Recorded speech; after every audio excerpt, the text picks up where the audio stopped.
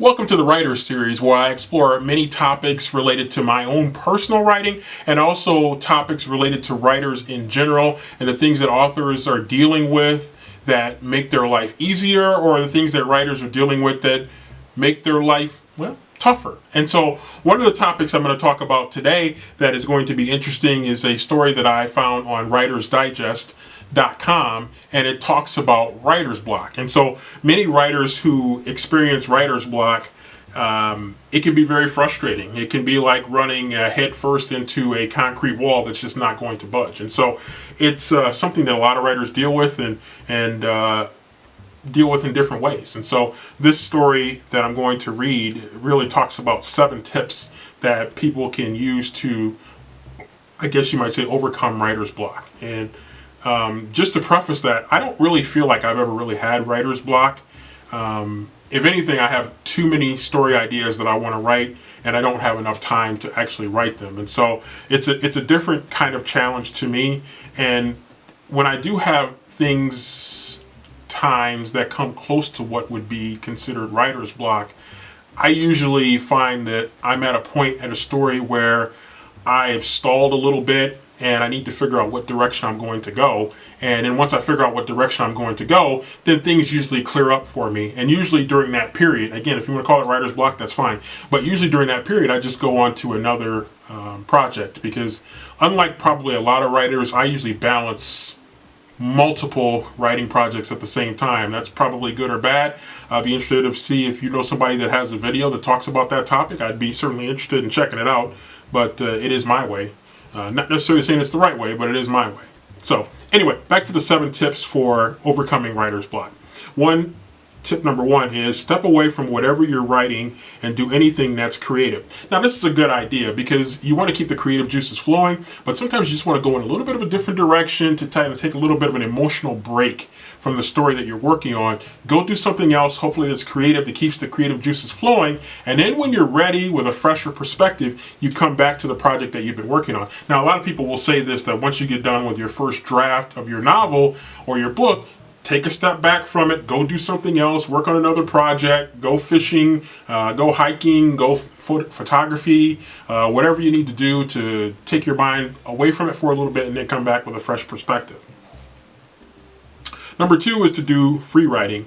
And so this is kind of like your freestyle writing, where you just kind of let your imagination run with you. You might not have any structure to it. You just start writing, and wherever it takes you is wherever it takes you. Actually, the first story that I ever wrote when I was in high school was exactly that. I just started writing. I took out a composition book and I just started to write. And next thing I knew, I had a story that actually turned out to be kind of a cool story. I never really did anything with it, so I should probably find that story and maybe see if I can finish it, wrap it up, put a bow tie on it, and see what it turns into. Number 3 is move your body.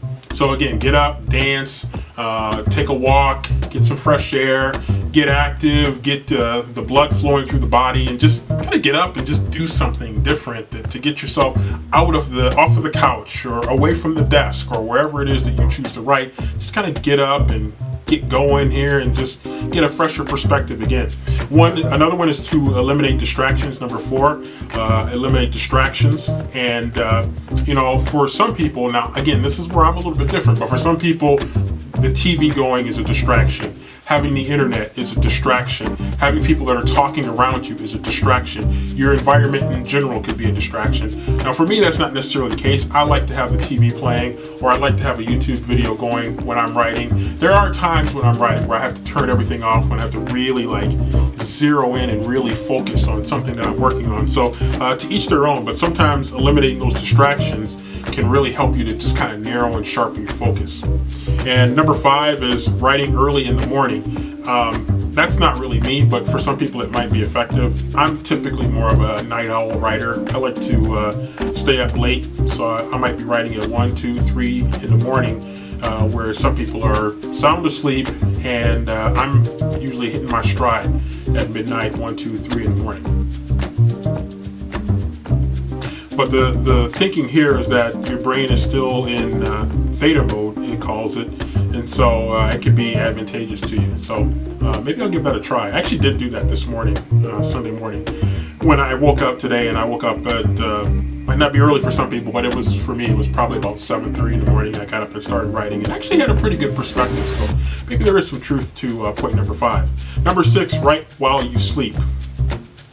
Now this is interesting because I actually do this quite a bit, and I usually wake up sometimes in the middle of the night or early in the morning, and I'll write down these ideas that were popping in my head. And usually if it's a really good idea, I don't have to worry about losing it. Sometimes I do. If it comes up to me during the day, I might lose that idea, but usually if it's at night when I'm sleeping, I usually can't get it out of my head until I write it down. And that's usually a good sign, because that usually means it's a story that I'm pretty serious about and I'm going to end up finishing at some point. And finally, number 7, it says, if nothing else works, I resort to my number 1 lethal weapon to cure writer's block, the glass of water technique. It says, before bed, fill up a glass of water, hold it up, and speak an intention into the water. Let's see. Drink half the water and then set the half full glass on your nightstand. Go to sleep. When you wake up the next morning, drink the rest of the half filled glass of water immediately. Then go straight to your computer and write at least an hour without distraction. This may seem a bit out there, but give it a try. It works. Do this technique for 3 straight nights. It gets me out of my writer's block every time, often the next morning, and definitely within 72 hours. Interesting. Never heard of that before. So that is a new one here. But again, this is from writersdigest.com. It's a guest column. And I should shout out the author, not to be rude. Of course, it is a name that it's going to have a hard time here. Chuck Sambucino. And it goes back, it's actually a 2013 article, but doesn't mean it isn't still relative to experiences that people are having today. But anyway, I thought that was interesting. 7 ways to overcome writer's block. Again, writer's block doesn't affect me too much, and when it kind of does, some maybe distant cousin of it affects me, I usually just go to a different project and then come back to it. And usually when it does affect me, it's usually because I didn't do the outline the way that I should have done it, or I have changed so much from the original outline that I've kind of hit a sticking point and I need to come back with a fresh perspective. So anyway, 7 ways to overcome writer's block. If this is something that affects you, hopefully these 7 tips, or one of these 7 tips, or all of these 7 tips, you'll find helpful.